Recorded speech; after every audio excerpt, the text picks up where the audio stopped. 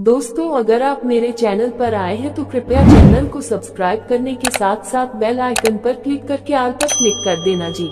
Hello दोस्तों, हमारे channel में आप सभी का स्वागत है।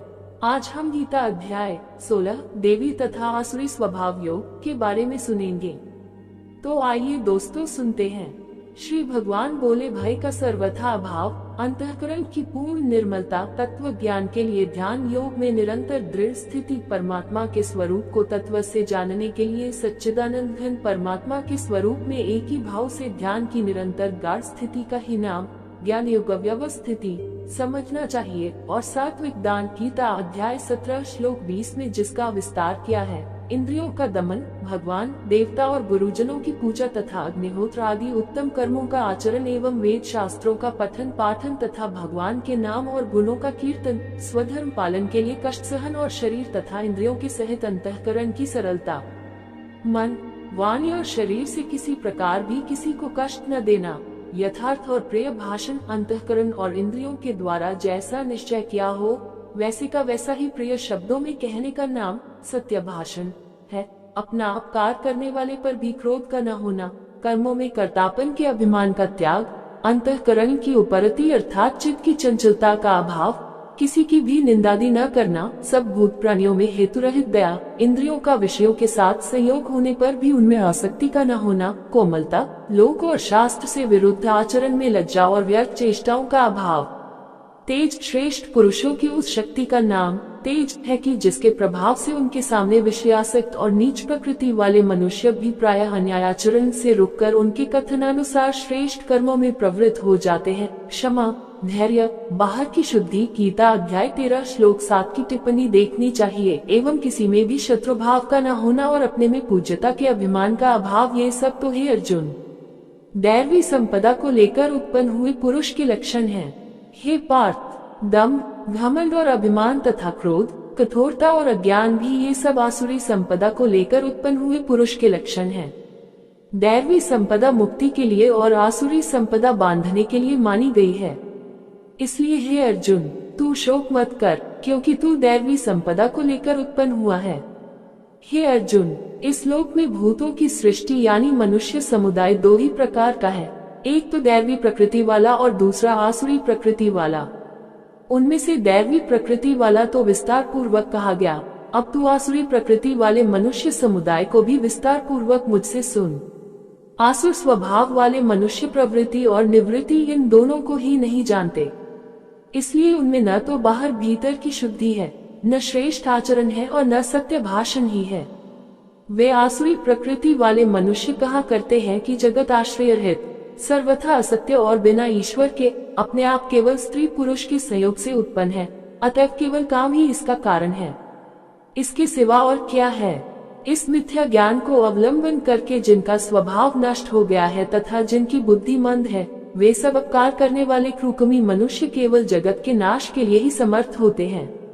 वे दम, मान और मद से युक्त मनुष्य किसी प्रकार भी पूर्ण न होने वाली कामनाओं का आश्रय लेकर अज्ञान से मिथ्या सिद्धांतों को ग्रहण करके भ्रष्ट आचरणों को धारण करके संसार में विचरते हैं, तथा वे मृत्यु पर्यंत रहने वाली असंख्य चिंताओं का आश्रय लेने वाले, विषय भोगों के भोगने में तत्पर रहने वाले और इतना ही सुख है इस प्रकार मानने वाले होते हैं। वे आशा की सैकड़ों फांसियों से बंधे हुए मनुष्य काम क्रोध के परायण होकर विषय भोगों के लिए अन्यायपूर्वक धनादि पदार्थों का संग्रह करने की चेष्टा करते हैं। वे सोचा करते हैं कि मैंने आज ये प्राप्त कर लिया है और अब इस मनोरथ को प्राप्त कर लूंगा, मेरे पास यह इतना धन है और फिर भी यह हो जाएगा। वह शत्रु मेरे द्वारा मारा गया और उन दूसरे शत्रुओं को भी मैं मार डालूंगा। मैं ईश्वर हूँ, ऐश्वर्य को भोगने वाला हूँ, मैं सब सिद्धियों से युक्त हूँ और बलवान तथा सुखी हूँ। मैं बड़ा धनी और बड़े कुटुंब वाला हूँ, मेरे समान दूसरा कौन है। मैं यज्ञ करूँगा, दान दूंगा और आमोद प्रमोद करूंगा। इस प्रकार अज्ञान से मोहित रहने वाले तथा अनेक प्रकार से भ्रमित चित्त वाले मोहरूप जाल से समावृत और विषय भोगों में अत्यंत आसक्त आसुर लोग महान अपवित्र नरक में गिरते हैं। वे अपने आप को ही श्रेष्ठ मानने वाले घमंडी पुरुष धन और मान के मद से युक्त होकर केवल नामात्र के यज्ञों द्वारा पाखंड से शास्त्र विधि रहित यजन करते हैं।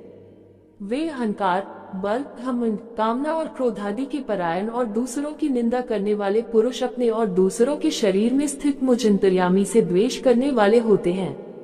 उन द्वेष करने वाले पापाचारी और क्रूरकर्मी नराधमों को मैं संसार में बार बार आसुरी योनियों में ही डालता हूँ।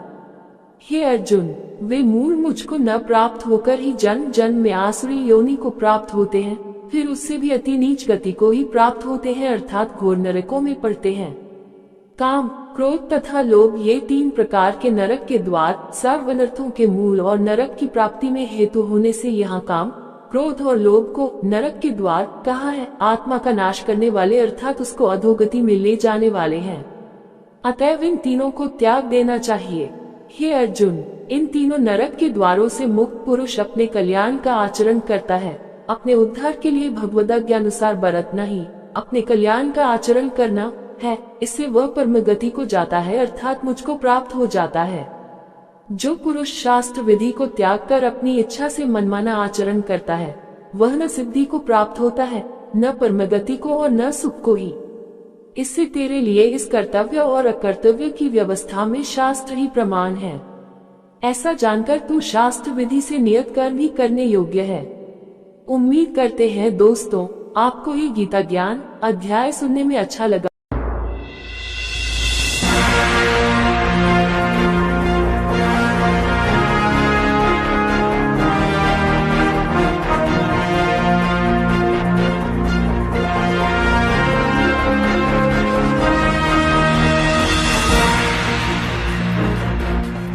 दोस्तों, अगर आप मेरे चैनल पर आए हैं तो कृपया चैनल को सब्सक्राइब करने के साथ साथ बेल आइकन पर क्लिक करके ऑल पर क्लिक कर देना जी। हेलो दोस्तों, हमारे चैनल में आप सभी का स्वागत है। आज हम श्रीमद् भगवद गीता अध्याय 17 श्रद्धात्रय विभाग योग के बारे में सुनेंगे। तो आइए दोस्तों सुनते हैं। अर्जुन बोले, हे कृष्ण, जो मनुष्य शास्त्र विधि को त्याग कर श्रद्धा से युक्त हुए देव आदि का पूजन करते हैं, उनकी स्थिति फिर कौन सी है, सात्विक है अथवा राजसी या तामसी? श्री भगवान बोले, मनुष्यों की वह शास्त्रीय संस्कारों से रहित केवल स्वभाव से उत्पन्न श्रद्धा अनंत जन्मों में किए हुए कर्मों के संचित संस्कार से उत्पन्न हुई श्रद्धा स्वभावजक श्रद्धा कही जाती है। सात्विकी और राजसी तथा तामसी ऐसे तीनों प्रकार की ही होती है। उसको तू मुझसे सुन। हे भारत, सभी मनुष्यों की श्रद्धा उनके अंतःकरण के अनुरूप होती है। ये पुरुष श्रद्धा में है, इसलिए जो पुरुष जैसी श्रद्धा वाला है वह स्वयं भी वही है। सात्विक पुरुष देवों को पूजते हैं, राजस पुरुष यक्ष और राक्षसों को तथा अन्य जो तामस मनुष्य हैं वे प्रेत और भूतगणों को पूजते हैं।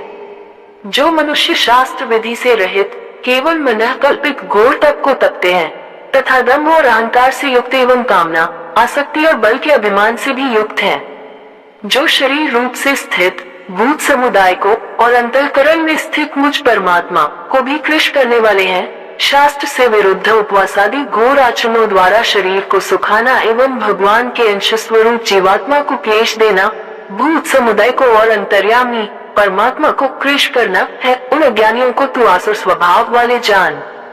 भोजन भी सबको अपनी अपनी प्रकृति के अनुसार 3 प्रकार का प्रिय होता है, और वैसे ही यज्ञ, तप और दान भी 3 प्रकार के होते हैं। उनके इस पृथक पृथक भेद को तू मुझसे सुन। आयु, बुद्धि, बल, आरोग्य, सुख और प्रीति को बढ़ाने वाले, रसयुक्त, चिकने और स्थिर रहने वाले, जिस भोजन का सार शरीर में बहुत काल तक रहता है उसको स्थिर रहने वाला कहते हैं। तथा स्वभाव से ही मन को प्रिय ऐसे आहार अर्थात भोजन करने के पदार्थ सात्विक पुरुष को प्रिय होते हैं। कड़वे, खट्टे, लवणयुक्त, बहुत गर्म, तीखे, रूखे, दाहकारक और दुख, चिंता तथा रोगों को उत्पन्न करने वाले आहार अर्थात भोजन करने के पदार्थ राजस पुरुष को प्रिय होते हैं। जो भोजन अधम का, रसरहित, दुर्गंध युक्त, बासी और उच्छिष्ट है तथा जो अपवित्र भी है, वह भोजन तामस पुरुष को प्रिय होता है। जो शास्त्र विधि से नियत यज्ञ करना ही कर्तव्य है, इस प्रकार मन को समाधान करके फल न चाहने वाले पुरुषों द्वारा किया जाता है, वह सात्विक है। परंतु हे अर्जुन, केवल ब्रह्माचरण के लिए अथवा फल को भी दृष्टि में रखकर जो यज्ञ किया जाता है, उस यज्ञ को तू राजस जान। शास्त्र विधि से हीन, अन्नदान से रहित, बिना मंत्रों के, बिना दक्षिणा के और बिना श्रद्धा के किए जाने वाले यज्ञ को तामस यज्ञ कहते हैं। देवता, ब्राह्मण, गुरु, यहाँ गुरु शब्द से माता, पिता, आचार्य और वृद्ध एवं अपने से जो किसी प्रकार भी बड़े हो, उन सबको समझना चाहिए। और ज्ञानी जनों का पूजन, पवित्रता, सरलता, ब्रह्मचर्य और अहिंसा ये शरीर संबंधी तप कहा जाता है। जो उद्वेग न करने वाला, प्रिय और हितकारक एवं यथार्थ भाषण है, मन और इंद्रियों द्वारा जैसा अनुभव किया हो, ठीक वैसा ही कहने का नाम यथार्थ भाषण है। तथा जो वेद शास्त्रों के पठन का एवं परमेश्वर के नाम जप का अभ्यास है, वही वाणी संबंधी तप कहा जाता है। मन की प्रसन्नता, शांत भाव, भगवत चिंतन करने का स्वभाव, मन का निग्रह और अंतःकरण के भावों की भली भांति पवित्रता, इस प्रकार यह मन संबंधी तप कहा जाता है। फल को न चाहने वाले योगी पुरुषों द्वारा परम श्रद्धा से किए हुए उस पूर्वोक्त 3 प्रकार के तप को सात्विक कहते हैं। जो तप सत्कार, मान और पूजा के लिए तथा अन्य किसी स्वार्थ के लिए भी स्वभाव से या पाखंड से किया जाता है, वह अनिश्चित अनिश्चित फल वाला उसको कहते हैं कि जिसका फल होने न होने में शंका हो। एवं क्षणिक फल वाला तप यहाँ राजस कहा गया है। जो तप मूर्ता पूर्वक हठ से, मन, वाणी और शरीर की पीड़ा के सहित अथवा दूसरे का अनिष्ट करने के लिए किया जाता है, वह तप तामस कहा गया है। दान देना ही कर्तव्य है ऐसे भाव से जो दान देश तथा काल, जिस देश काल में जिस वस्तु का अभाव हो, वही देश काल उस वस्तु द्वारा प्राणियों की सेवा करने के लिए योग्य समझा जाता है। और पात्र के भूखे, अनाथ, दुखी, रोगी और असमर्थ तथा भिक्षुक आदि तो अन्न, वस्त्र और औषधि एवं जिस वस्तु का जिसके पास अभाव हो, उस वस्तु द्वारा सेवा करने के लिए योग्य पात्र समझे जाते हैं। और श्रेष्ठ आचरणों वाले विद्वान ब्राह्मण जन धनादि सब प्रकार के पदार्थों द्वारा सेवा करने के लिए योग्य पात्र समझे जाते हैं। प्राप्त होने पर उपकार न करने वाले के प्रति दिया जाता है, वह दान सात्विक कहा गया है। किंतु जो दान क्लेश पूर्वक, जैसे प्रायः वर्तमान समय के चंदे, चिट्ठे आदि में धन दिया जाता है तथा प्रत्युपकार के प्रयोजन से अथवा फल को दृष्टि में अर्थात मान बढ़ाए, प्रतिष्ठा और स्वर्ग आदि की प्राप्ति के लिए अथवा रोग आदि की निवृत्ति के लिए रखकर फिर दिया जाता है, वह दान राजस कहा गया है। जो दान बिना सत्कार के अथवा तिरस्कार पूर्वक अयोग्य देश काल में और कुपात्र के प्रति दिया जाता है, वह दान तामस कहा गया है। ओम तत् सत, ऐसे ये 3 प्रकार का सच्चिदानंद घन ब्रह्म का नाम कहा है। उसी से सृष्टि के आदिकाल में ब्राह्मण और वेद तथा यज्ञादि रचे गए। इसलिए वेद मंत्रों का उच्चारण करने वाले श्रेष्ठ पुरुषों की शास्त्र विधि से नियत यज्ञ, दान और तपरूप क्रियाएं सदा ओम इस परमात्मा के नाम को उच्चारण करके ही आरंभ होती हैं। तत् अर्थात तत् नाम से कहे जाने वाले परमात्मा का ही यह सब है। इस भाव से फल को न चाहकर नाना प्रकार के यज्ञ, तपरूप क्रियाएं तथा दानरूप क्रियाएं कल्याण की इच्छा वाले पुरुषों द्वारा की जाती हैं। सत, इस प्रकार यह परमात्मा का नाम सत्य भाव में और श्रेष्ठ भाव में प्रयोग किया जाता है। तथा हे पार्थ, उत्तम कर्म में भी सत शब्द का प्रयोग किया जाता है। तथा यज्ञ, तप और दान में जो स्थिति है, वह भी सत इस प्रकार कही जाती है। और उस परमात्मा के लिए किया हुआ कर्म निश्चय पूर्वक सत ऐसे कहा जाता है। हे अर्जुन, बिना श्रद्धा के किया हुआ हवन, दिया हुआ दान एवं तपा हुआ तप और जो कुछ भी किया हुआ शुभ कर्म है, वो समस्त असत इस प्रकार कहा जाता है। इसलिए वह न तो इस लोक में लाभदायक है और न मरने के बाद ही। उम्मीद करते हैं दोस्तों, आपको ये गीता ज्ञान अध्याय सुनने में अच्छा लगा होगा। इसी के साथ विदा लेते हैं। कल फिर एक नए गीता ज्ञान अध्याय लेकर हाजिर होंगे। तब तक सभी दोस्तों को जय श्री कृष्ण।